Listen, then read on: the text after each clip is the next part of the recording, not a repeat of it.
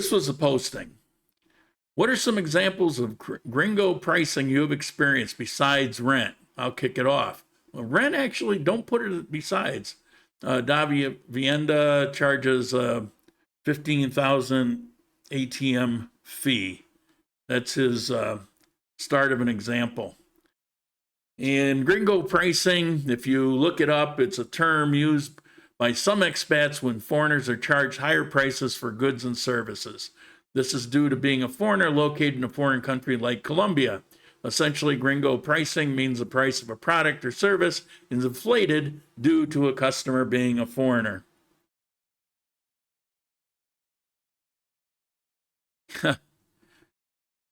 Ever been in the USA and gone to a used car dealership? I love the name of this. I was just scrolling through and I saw this. And some of you know I've been in the car business most of my life. I started at 10 years old. And I was involved in a study once about the difference between used cars. It was specifically used cars being sold to women versus men, and the different approaches. And it was quite an eye opener. Having never been a woman, I didn't know. And during the study, it was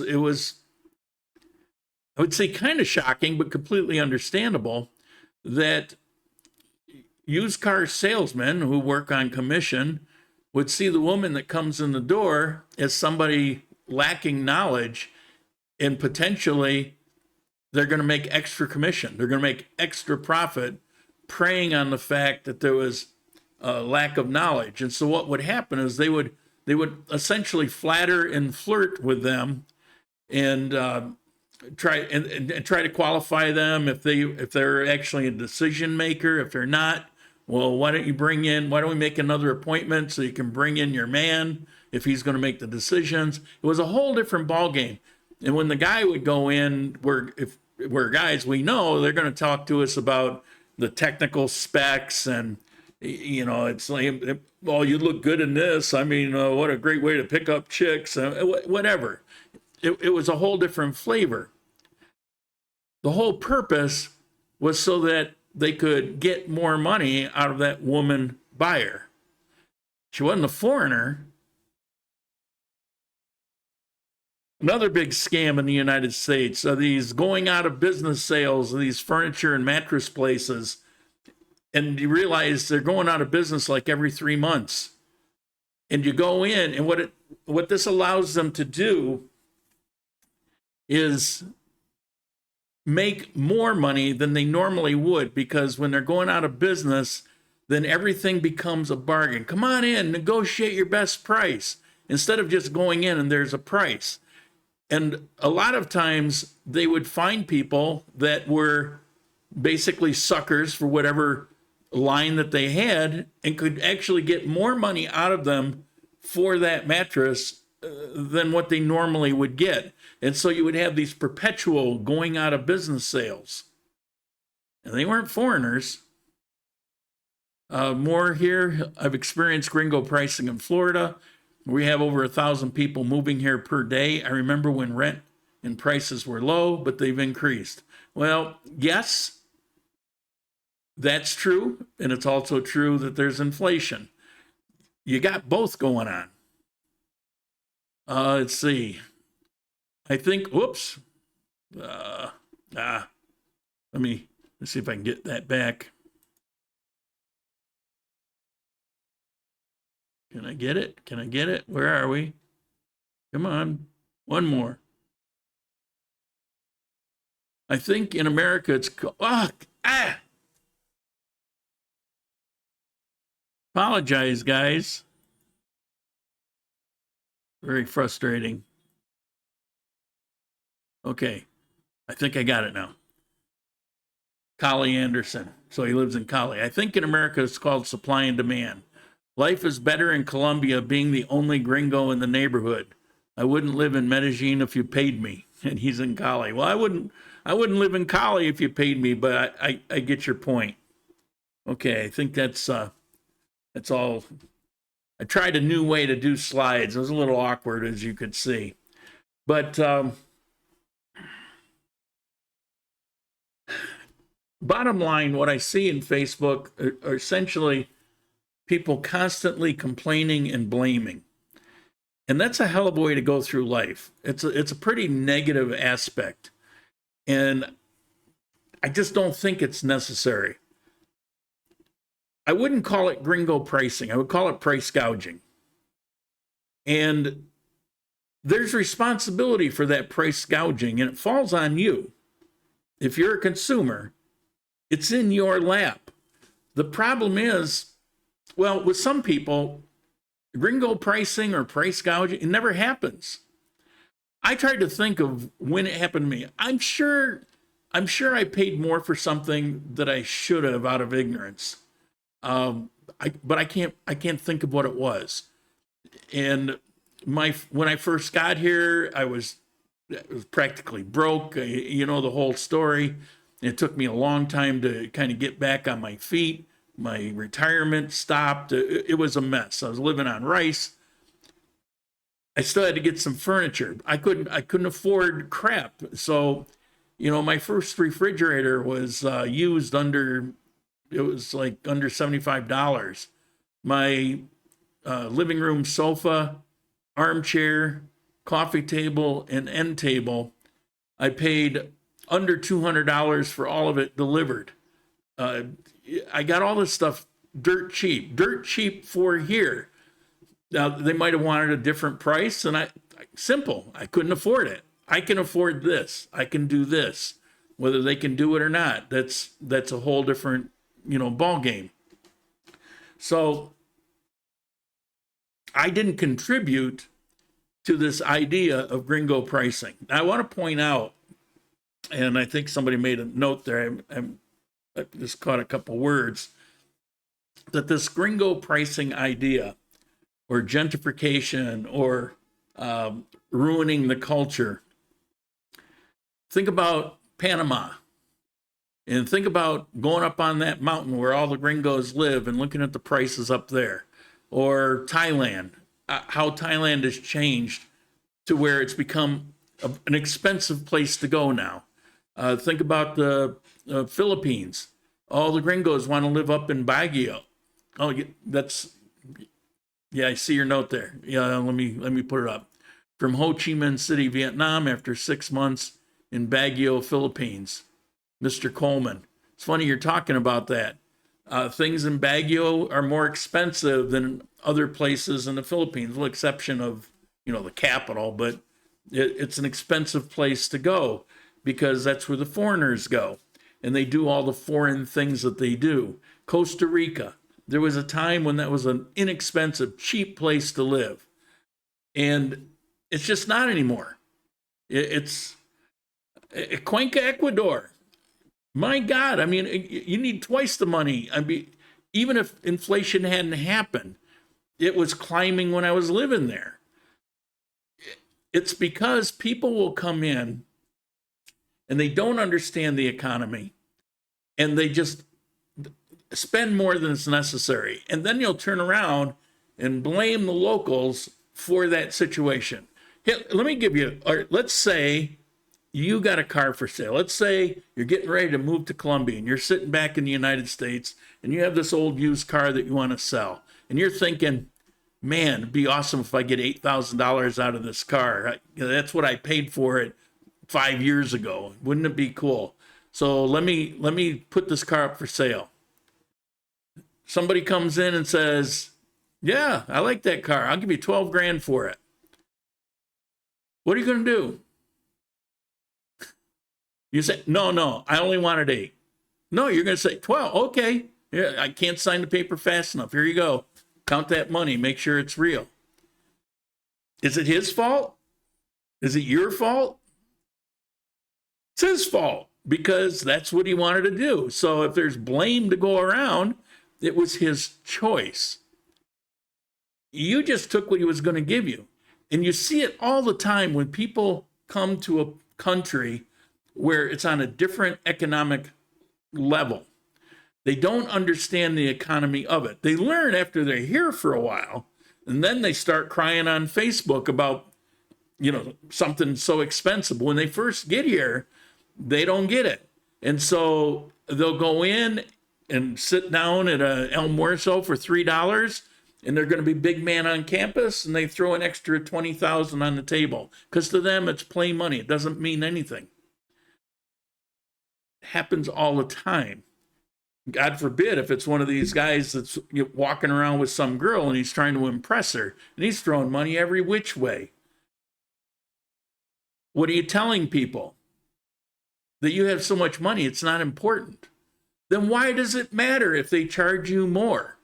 And if you're going to get an apartment, for example, do you do any homework, or you just go up and say, how much is this place? And then you say, well, compared to my budget, that's good, even if it's double what it should be. You'll say, well, it's cheap to me, and do it. People, first timers, they tend to do that. They overpay. After they're here for a while, then they go on Facebook and complain, and they start looking for something cheaper. But when you got 10,000 people in a place like Medellin that are constantly doing this, all you're doing is screwing everybody, including the local people. You're driving prices up for them too. Why should I sell to my local neighbor when I can sell to some ignorant newcomer? It's not because he's a gringo. It's because he's an idiot. And when you sold that used car, you weren't going to block that idiot. He was being an idiot. But hey, what the hell? It's $4,000 in my pocket. What are they supposed to do? Are they supposed to say, no, don't give me all that extra money that you want to throw my way. Just keep it in your pocket and only give me this. Well, I have found some people will do that. Like, used to be here, taxis would be insulted if you try to give them extra money. And they would chase you down to give you every last peso in change because they didn't want it to be viewed as they were ripping you off. I see that going away. There's still some of that, but I see it going away. The other day, for a particular reason, I told the guy to keep the change, and I don't usually do that. Didn't amount to much, but the guy had no qualms. He just, okay, thanks. 5 years ago, it wasn't like that. So they're being taught. This is a big tourist place, Colombian tourists. And the same thing happens by Colombians. A lot of people from Bogota are on a different economy than what we are here in Armenia. And they'll come from Bogota and they're on vacation. And maybe, you know, they've got a girlfriend or something with them. And they're free with their money in a similar way. And maybe they don't know what a price is here. And so they'll overspend also. It's my point is that the bitterness of looking at local people and blaming them for the situation is, in my view, it's just ignorance because it's not really what's happening. And the proof of that is look from country to country to country to country where these things happen. What are the reasons? What are the causes for this to happen? It's self-inflicted. If you came here and you acted like you were in my situation where you were broke and you just didn't every peso mattered and you were stingy, and I'm still that way somewhat today because of what I suffered through. I won't forget that anytime soon. It was tough. And if I go to buy something, I learn what the prices are before I go. Now, the thing is, most things you go to buy, they have price tags on them. Everybody's paying the same thing, no matter who you are, where you're coming from. The only time this comes into play is some people with rentals who present themselves as being totally ignorant of the situation. Some people on the other side will be unscrupulous. There's crooks everywhere, and they'll take advantage of the situation. So with rentals, that can happen. If you're down in Central and you're getting maybe an artisanal made something and there's no price tag on it. You have to remember that traditionally this was once a negotiating culture. If you go down there and they give you a price and you go, okay, and you pay it, and then you find out that you paid twice as much as anywhere else, that's on you. You didn't even try to negotiate with them. And things without prices are usually subject to negotiation. And if there are prices, they don't know who's walking in the door. They're not changing the price just because you walked in. But they do size you up, just like that used car dealer. They're gonna size you up. And if you walk in and you've got, nice clothes, and you've got which is one reason I never get Gringo, and I dress like a bum. But if you have nice clothes, you got a nice new cell phone that you're kind of flashing around, maybe you got a really nice watch. People look at your shoes. If you got nice shoes, you walk in, you got a backpack, you're looking kind of out of place. Of course they're going to try to but you could be from anywhere. You could be from Colombia. You could be from Ecuador. It doesn't matter. They're seeing somebody who's a fish out of water, and maybe I can get more money. And maybe I'll get enough to pay that electric bill tonight. So stop blaming Colombians for your ignorance. If you don't want to be Gringo priced or price gouge, find out what the prices are.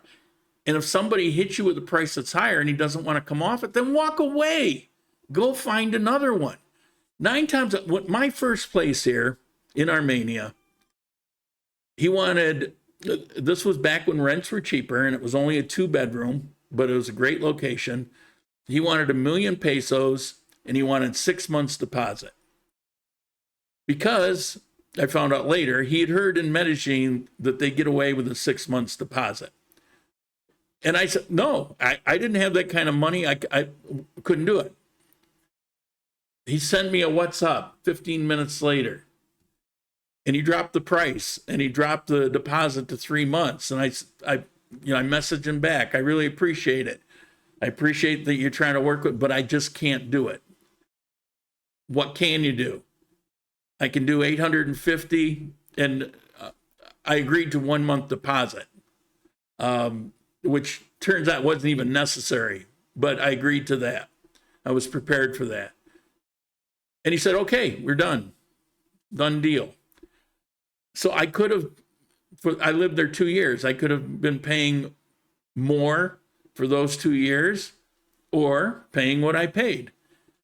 It was on me. Now, it turns out that I got a really good deal on that place because the other ones, we call them comps, in that building were actually between 9 and 1.2. So it was a good deal.